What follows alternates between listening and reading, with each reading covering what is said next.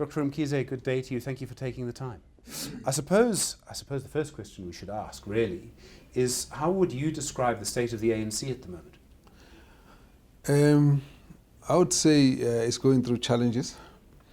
Effectively, I think we've got a number of issues. There's a whole lot of issues within the party that relate to the fact that we're moving towards a conference. So there's a lot of robust debates that are going on. There's also an issue around the process of selecting the leaders that the ANC, that must lead the ANC from by the end of the year, at the conference. And so that on its own tends to create a lot of excitement in the party. And so you would sometimes find that there are things that will happen that are not quite the usual things, because it's names of people, it's leaders, it's interests, it's how people want to select. So it does tend to be pretty hectic. On the other side, I think there are other general challenges that have to do with the fact that we have a ruling party that must manage government, that must manage the economy, that must also address the issues of society in general. And the issues are not easy. The economy has not been too good.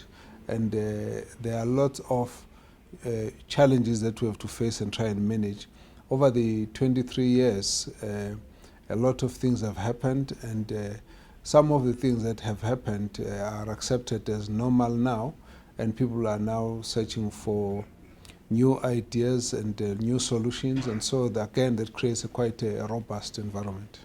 I mean, if you look at the ANC now, and you compare it to previous leadership discussions, I mean, obviously, you know, the only real comparison is Polokwane, and even then, the ANC didn't look divided then as it looks now. Would that be a fair comment?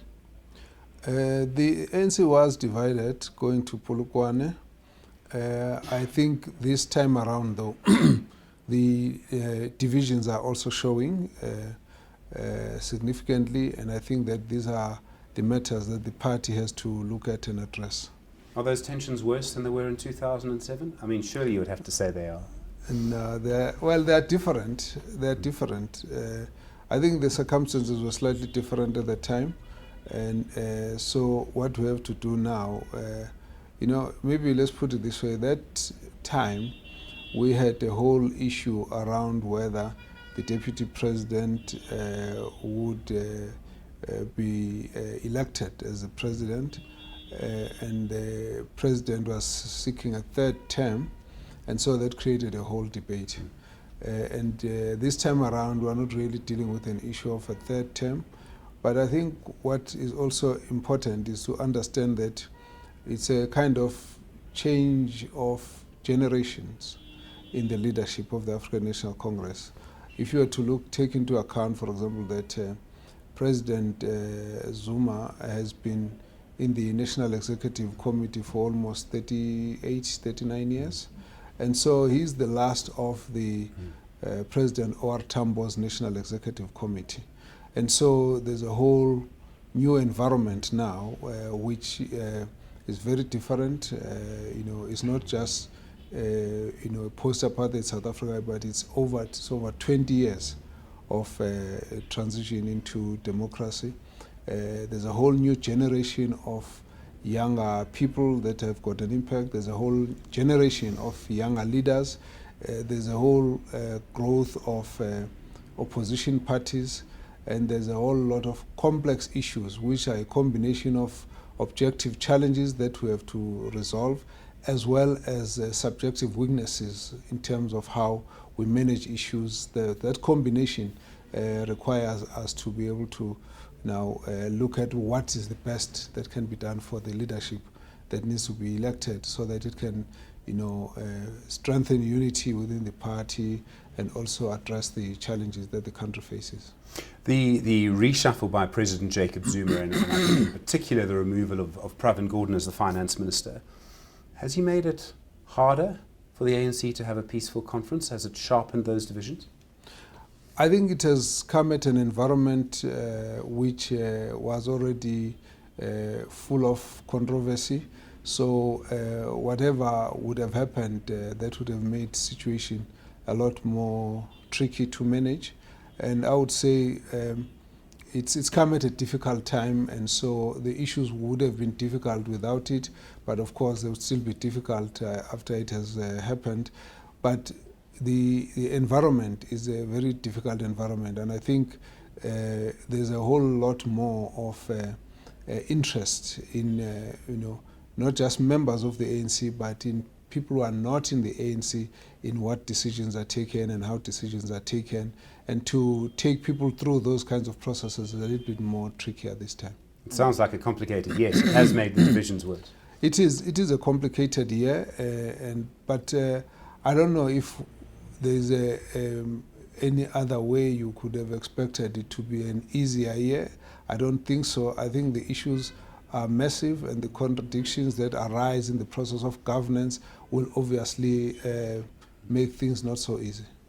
And TG, I mean, you were very clear following the cabinet reshuffle about the concerns that were raised by the leadership. And I remember in your statement you said the president's ignorance sort of shows that he has gone on his own and the party no longer comes first. Do you still hold that view? Because the NWC report came back and it seems to suggest that you, the SG, and the deputy president have sort of backtracked on the concerns that you raised about this cabinet reshuffle. Do you still hold that position that the president deprived you as the ANC leadership of the collective responsibility and to listen to the leadership before he takes executive decisions?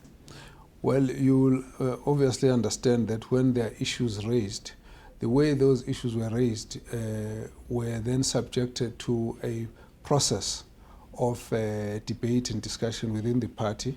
And so once you discuss the issues in that way inside the party, then you do not hold on to the views the way they were before. You have to sit down and approach the issue with a collective approach that you have to manage as a party.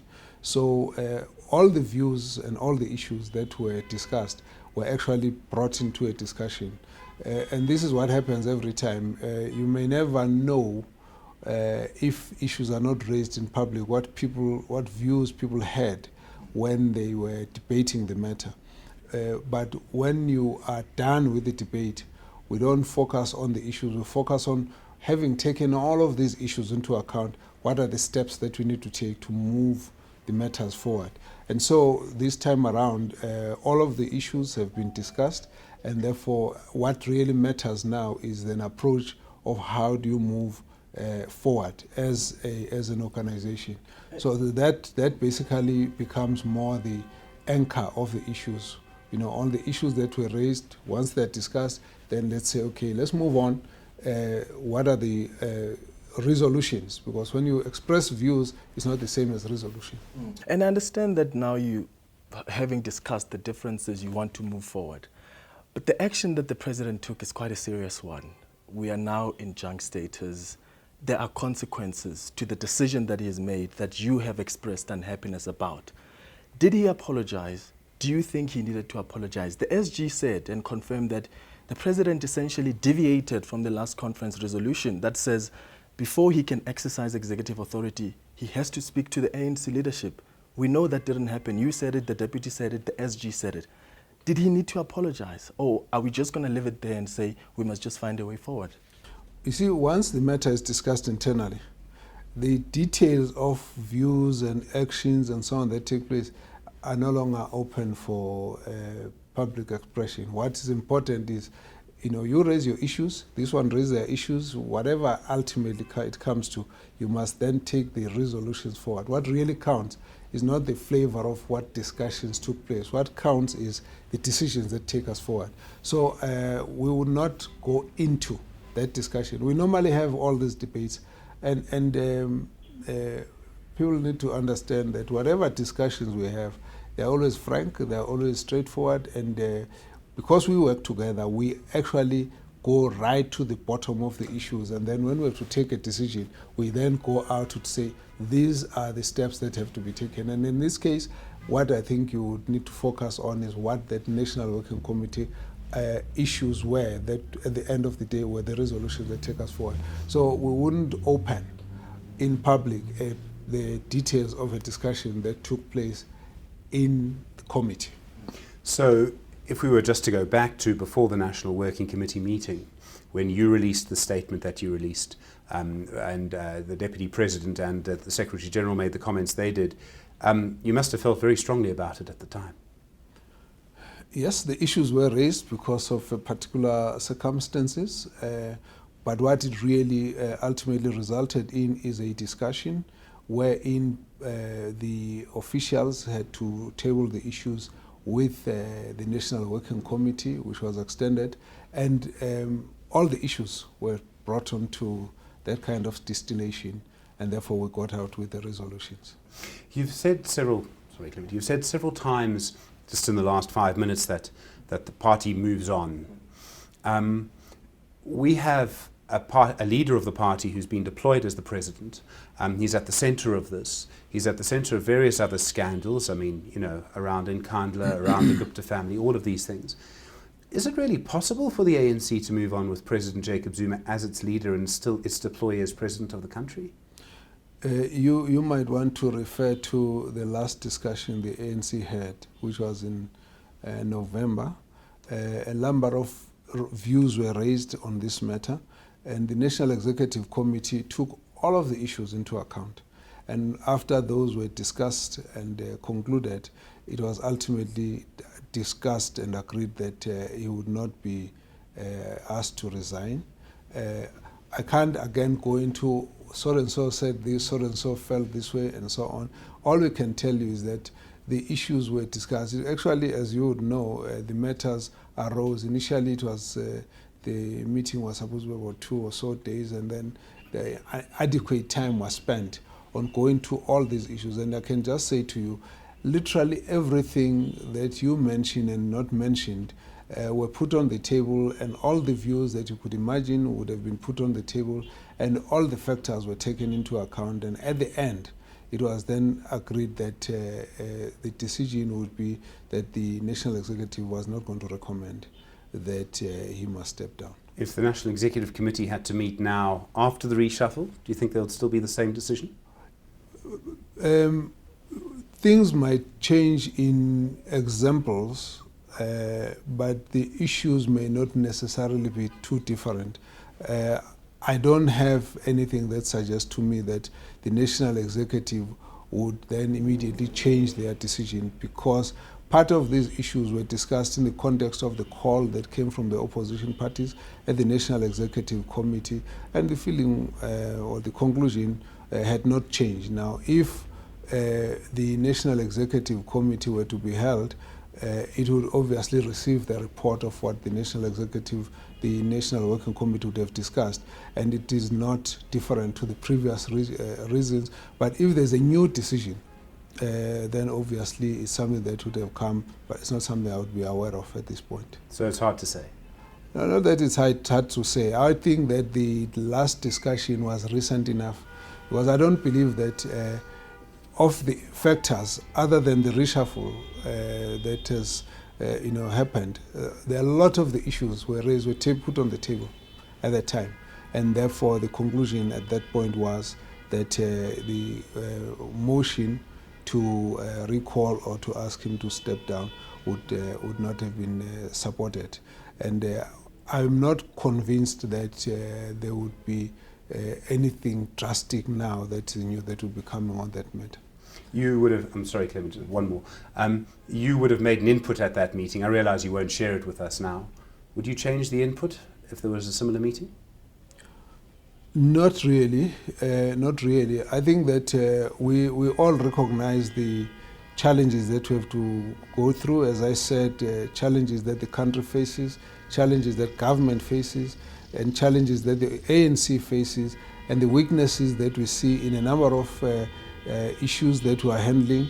And all these issues together are part of the complexity of managing a very complex economy and complex society such as South Africa, with a very wide diversity of views and different levels of sensitivities to the issues that are arising. And with all of this together, it does remain a very complex matter.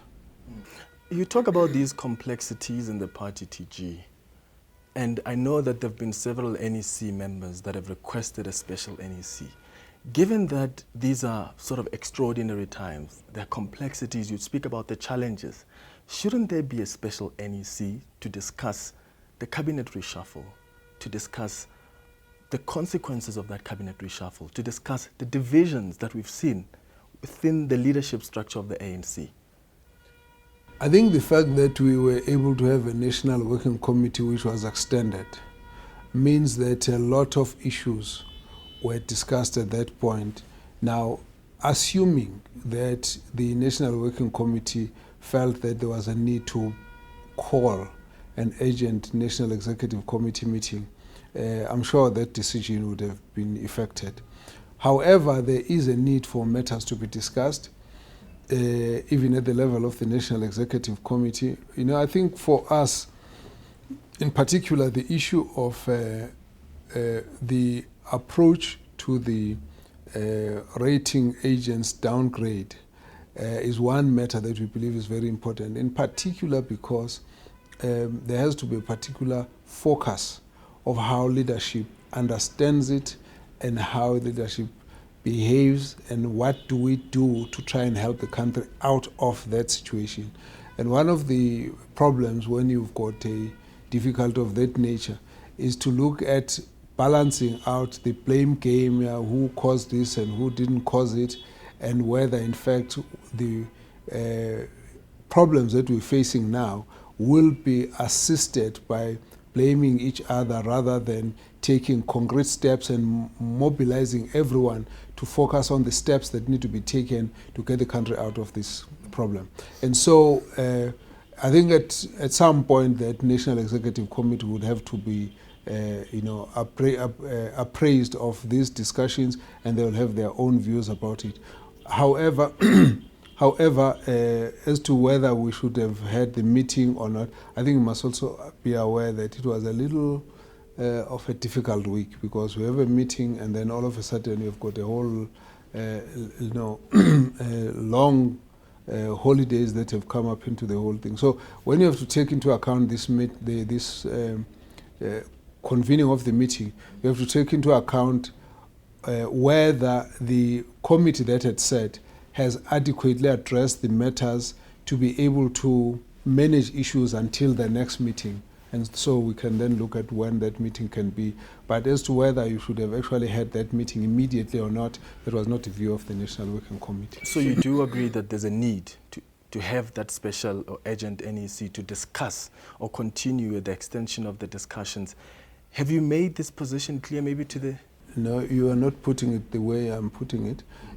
I'm saying when the NEC meeting is held, it will be held so that it must be able to get the reports of what happens, particularly to mobilize leadership to say how to deal with the matter, as it were.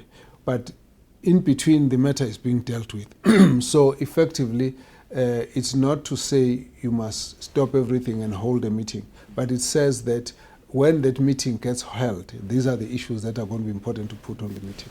So you feel because there's been an NWC meeting, it has taken decisions, we can wait for the next NEC meeting, which is in May? Or do you believe that given the gravity of the issues at hand, you agree with some of the NEC members that actually we can or should hold a special or urgent NEC meeting? It doesn't have to be last week, it could be next week or in the next 2 weeks. Yeah, it's difficult to say that we can then just call a meeting. If you sit in a meeting of a committee and you go through the issues and discuss, and we then say, well, it's going to be important that this matter must be tabled at the National Executive Committee. That's how far you will take it. Whether you want the meeting to be held earlier or later, it's something that has got a lot of other practicalities in it. But in terms of whether the meeting in the first instance should have been the National Executive Committee called urgently at the time this matter arose, that was not the approach. The approach was National Working Committee, extend it to those who were invited and deal with the issue and move on. But that committee could, for example, have had a very strong view to say this is not adequate, let's call a meeting, in which case it could have then been called. So we leave it open to say the matter has been raised, it will be, considered as a matter that has been raised, but it's not as though we have a decision that says, let's hold a meeting urgently. Dr. Mkhize, you've seen the marches over the last few weeks. There was the sort of Save South Africa march outside the Union buildings on the Friday. Then there was the opposition-led marches. And I realise the opposition march against the ANC, they've marched here many times. That certainly, I think it's undeniable that we've had more people marching and people taking part in protest politics who've never taken part in it before. How do you see those marches? What kind of message do you think is being sent to the ANC? I think there's a number of messages that you could read out of the marches. In the first instance, I think we need to accept that everyone has got a right to march peacefully and express their view. And certainly, if the opposition were to do that they are well within their right to do that. And they could call for the president to step down, they could call for the ANC to dissolve, they could call for, whatever, but it's their campaign. We have been through this, so we know that it's part of a very robust political engagement to put up those kinds of marches out there. So insofar as that part is concerned, I think we would have been concerned if there was something that was done drastically disrupting those marches and attacking people and creating a difficulty in people expressing their views in that way. So I think the fact that those marches happened, I think, was important. We have noted, firstly, the numbers of people who have been in those marches. We have also, noted the issue that they have raised.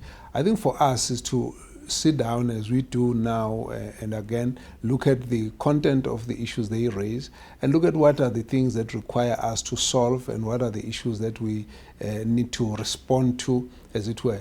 I think part of when the NEC sits, when the members of the ANC sit and look at these issues, they do take all of these issues into account. And I must say that the issues that they have raised are issues that I think we would take seriously, because some of them related to the issue of the ratings downgrade. Now, that issue is something that all of us must take into account, and so when people raised it, it's a concern. If people are raising, objections to certain steps and decisions government has taken, and I think that's important that we must also look at those issues when they've got criticism of the leaders of the party or the leaders of government, president, the ministers, and the officials of government, civil servants, and so on. We have to always take those issues into account. But taking them into account, we must also still remember that, part of what democracy is about is for people to question the steps and the decisions and the actions of a ruling party. And when that happens, we need to always create space to check what are the things that we might need to correct and what are the things we might need to change at that level.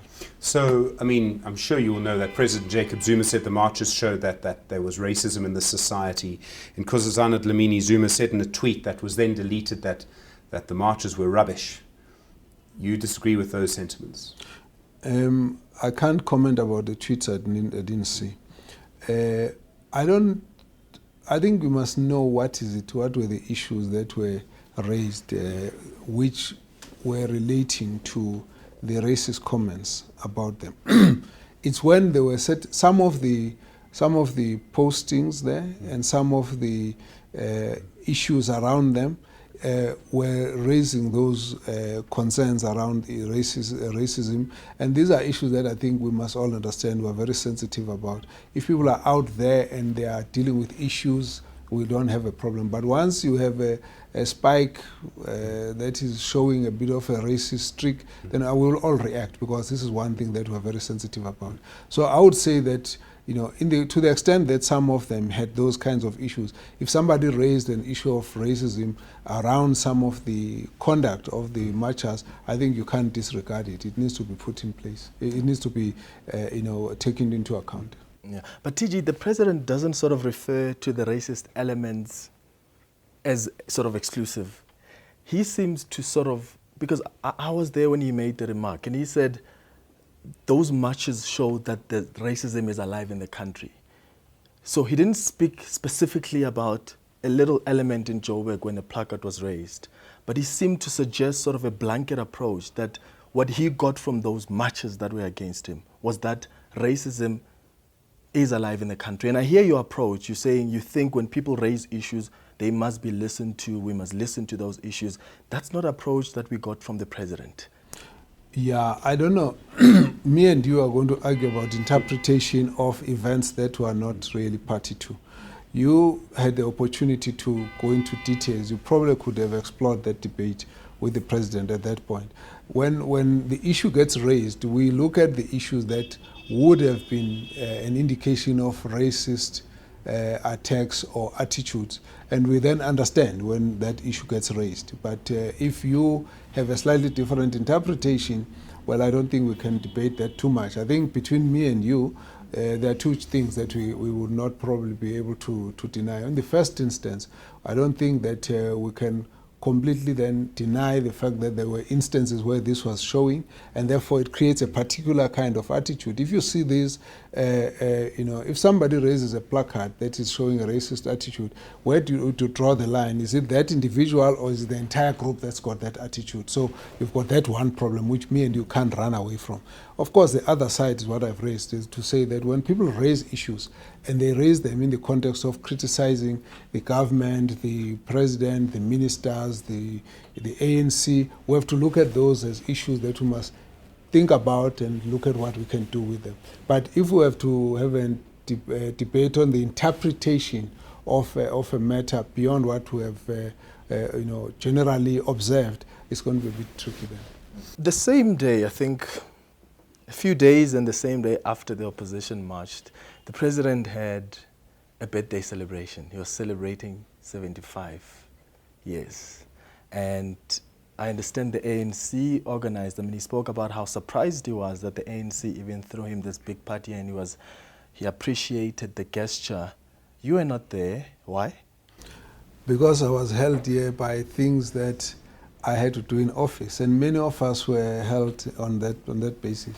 Generally, you will notice that when, except for major events like January the 8th and some such, it's not always possible to find all the officials in one place. Now, the previous week, the president went to the unveiling of Colin Chabane's tombstone. Myself and the president were there. The SG was not there, the DSG was not there, the deputy president was not there, and a few members of the NEC were there, the others didn't come. Now, but he was an NEC member, he was a colleague. Now, the previous week, I was in, President was opening up housing programs in KwaZulu-Natal. Most of the members were not there. I was there. The president was there as the one who was leading the process. The ministers were there. Some of them were members of the National Executive Committee. We didn't get a question asked, where are the other members? In this case, as you would know, what happened here is that it was a surprise party that when it happened, not everyone was able to change their diaries to fit on that particular day. So that's what happened. Yeah. Did the ANC pay for it? Well, it was organized by the organizers who organized. They can give you the details of that. And it's an interesting issue because you are the Treasurer General, yes. So I'd expect you would know. No. See, there are a number of times when events would be organized. If this office of the Treasurer General is not involved, it doesn't mean the ANC is not involved. But if there's been something organized by the ANC, it doesn't necessarily mean that the Treasurer General would have been responsible for that event. There's only one top 6 leader who was there, the deputy. Well, I'm not going to count the president. He's one the of the 6. Of the moment. He's one of the 6. And what did he say? He says he was surprised. All right. When he says he was surprised, it tells you that the matter would have been organized in such a way that not a lot of people would have been shaken out of their programs. You see, so it was a celebration. Okay, so you couldn't sort of sort of postpone your work? We couldn't adjust, you know. But again, it's not. That's why I'm giving you a number of examples, because you see, this one created a lot of excitement. Where are the other members of the top six? We could have been there, but the fact that we're not there is not anything, because we, as I indicated to you, we all had a lot of other various activities that we're busy with. Lots of surprises for top six members at the moment.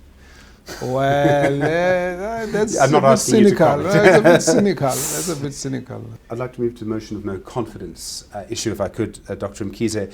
There are ANC MPs who sooner or later are probably going to have to vote on a motion of no confidence that will be brought by the opposition parties against President Jacob Zuma. What's your advice to those MPs? I think they would probably be guided by the last decisions the ANC would have taken. I think the starting point on this matter is that the issues get tabled for the ANC to deliberate on, and then decisions would be taken. When those decisions are taken, then they tend to guide everyone, because it's not like you will not find people who have got negative views, or people who have got a particular decision that they think needs to be taken. It's a totality that has to be taken into account. Now, that last decision I've just alluded to, as it were. Now, when it comes to the vote of no confidence, it always is tricky, and I'm sure you have seen the story that's been circulating about the DA, who in their constitution are actually saying that no member of their party can vote with another party on a vote of no confidence against their own member. It's a party issue that we all have to deal with. At the end of the day, when the ANC has to take a decision, the ANC rather take a decision and then have its members implement it. But to have the opposition taking a decision, not that we're surprised. I think the opposition would look at this as a very lucrative moment to try and play their politics, try to divide the ANC, try to swell their ranks with more and more members who feel that they are doing a good job and so on. This is the belly of the politics at the end of it. But if the ANC members were to vote in a motion, it's really best it's really best for them to vote on the basis of what their party's decisions are, and the decisions that they take have to do with the fact that they are implementing their party decisions. Do you think it's possible for an MP to vote their conscience and vote to keep President Jacob Zuma in office at the same time?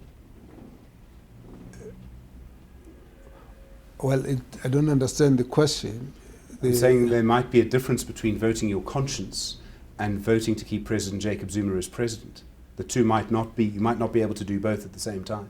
I suppose that when the members discuss as members of caucus, people who might want to find a way how to deal with that kind of situation, they would obviously share that, and then in the discussion they'll be able to see how they guide each other there. But as far as we would be concerned, issues that go to Parliament are based on the system of how the Parliament works, and the Parliament works on the basis of party proportional representation. So the party sits down, considers matters, and then takes a view, and then at the end of it, the members will go and then will be able to reflect that view. There may well be, you see, when we sit as members of the African National Congress, we actually do have different views. And we sit there and argue out those views, and then we have to ultimately come to a conclusion as to how we resolve the matter. You may find that the matter is resolved in a manner that one member may be unhappy about and has actually expressed, but because this is the decision, later on they might want to raise it again and say, no, we know the issue was raised by opposition, but now we want to raise it ourselves and therefore discuss it as ANC. That decision the ANC will take. For example, there were previous votes of no confidence that happened. The ANC didn't have much to say about those issues, but when the ANC members, there were some who wanted to discuss that issue as an ANC matter, they raised it inside the ANC.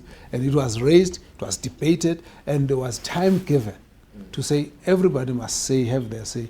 Largest number of people spoke, and at the end a conclusion was reached. So this is how it works. It's always tricky when you have to look at the issue of how we manage the politics, because the opposition has to always try and reflect negatively on the ruling party. And sometimes they would do so in a way that some people might feel that we rather go with what the opposition would have said, and others, even the opposition, sometimes get that. But a number of times, even within the opposition, the DA and so on, if somebody would stand up and say something in support of a ruling party and then they pick up that issue, they will pull them on the side and go and discipline them. Yes, it's your view, but did you have to put it on the onto the parliamentary floor? You know, you shouldn't have said that. Should have consulted your whip and so on. So that's what that constitution of the DA is showing you. So it's exactly the same approach that everybody uses. TG, what kind of leader do you think the country and the ANC deserves? You know, it's a very interesting angle there, because this is something that's exercising our minds quite a bit. In the first instance, we always look at the record of the leaders that we have had. For example, let's take the issue of President Oliver Tambo. You had there a leader that believed and was effective in uniting, believed in unity, and was able to practice this and kept the ANC united over the longest period of time as one president. So believing in unity of the African National Congress and believing in the supremacy of the service to our people becomes a very, very important issue. And in this case, you would have had a leader here who just dedicated his entire life in serving our people. So if you look at the image, for example, I'll take this Oliver Tambo because it's him this year that whose life we're celebrating, and say what would be what you could call Oliver Tamboism, you know, that comes into this. It would reflect issues of the values of service, selfless service to people, to being superior to personal interest. It would refer to the need to unite the African National Congress as a party, as well as uniting the people of South Africa in general. That becomes important. But also a very humble leadership that always would work together with the broad sectors of society and broad leadership of society. Those would be the kinds of features that would be important. Now, if we deal with the coming conferences, for example, one of the things that we have to deal with is that there is going to be need for us to look at what needs to be done to improve the lives of South Africans. So we're talking about economic transformation. That issue is a very important issue in terms of taking South Africa further forward, improving growth and also ensuring there's broader participation, inclusivity, and so on. Now, it effectively requires a capable state. So I would then say we have been talking about this as a capable state as an issue for quite a while now. I'm sure you're familiar with the terminology. And then we need a capable party, a capable ruling party. At the helm of the capable ruling party, you need a capable leadership.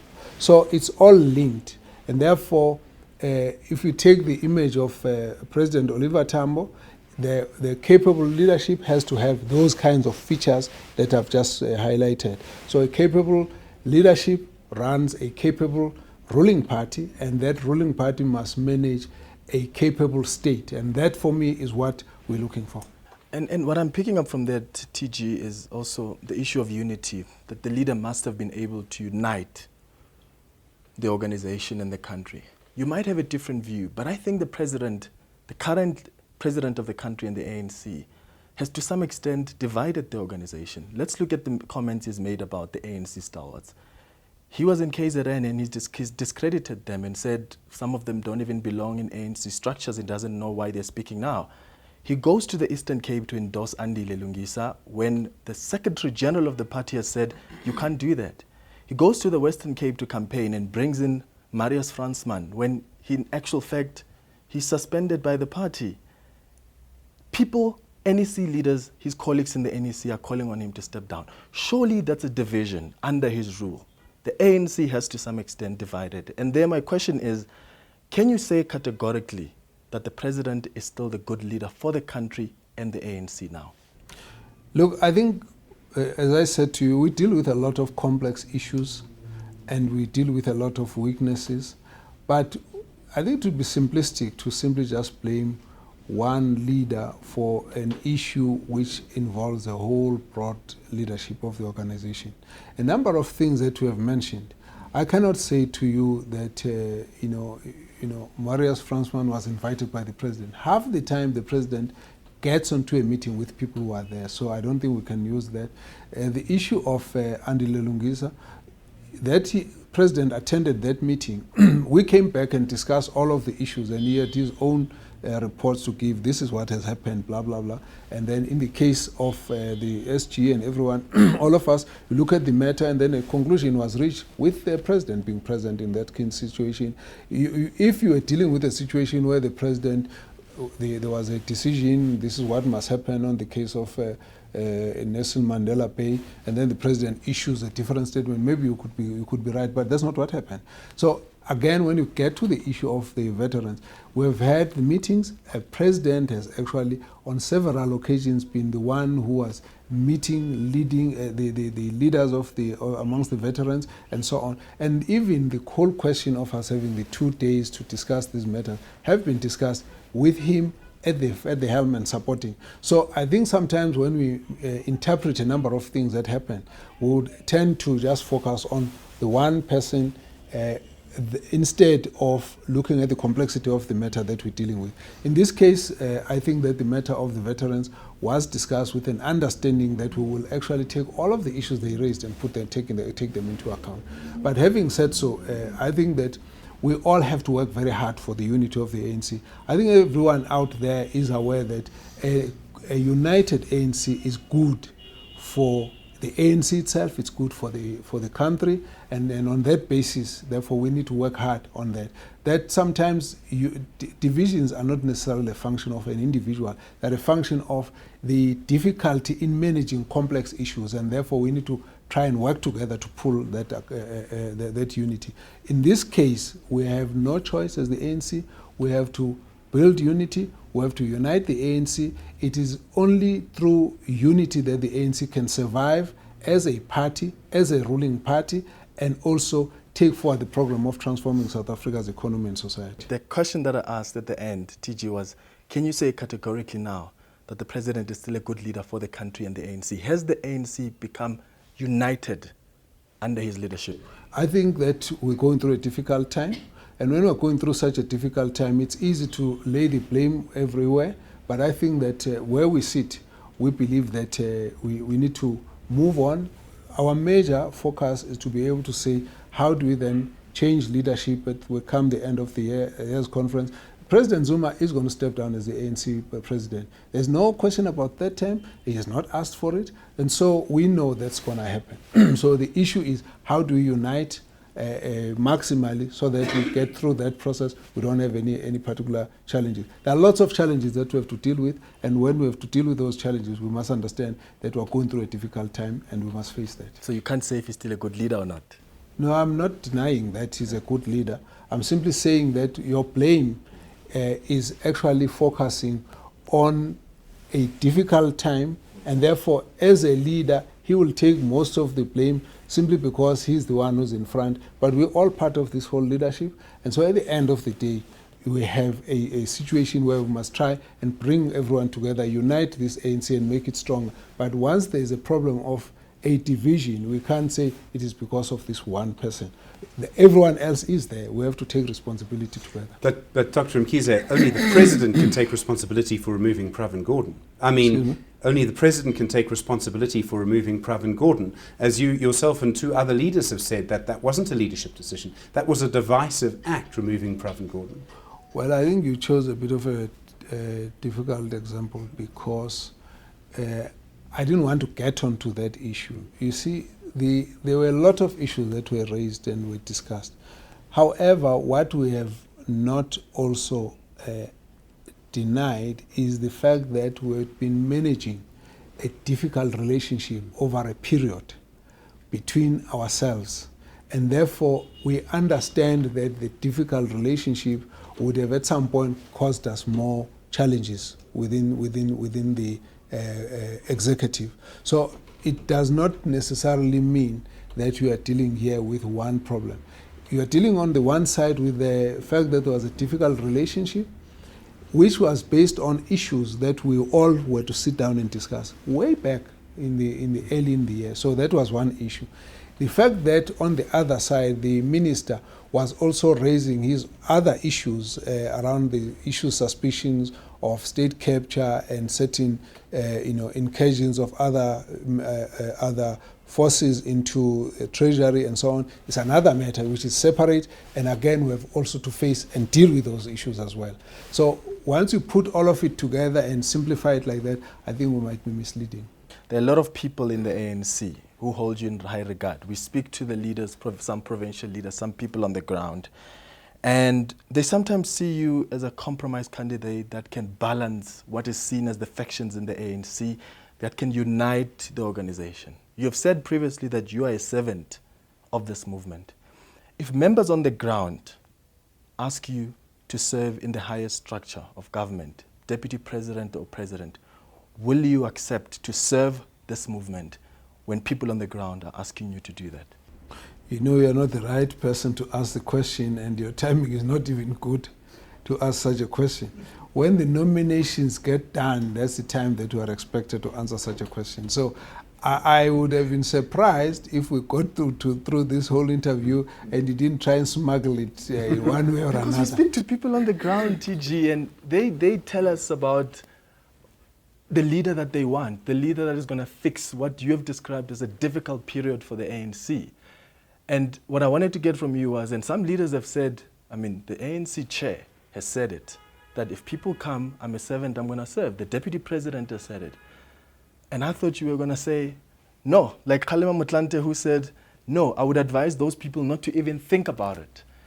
In this case, what do you say? Are you going to wait for them to nominate before you can make a decision if you're going to agree to serve or not? Now I'm saying you are not the right person to ask.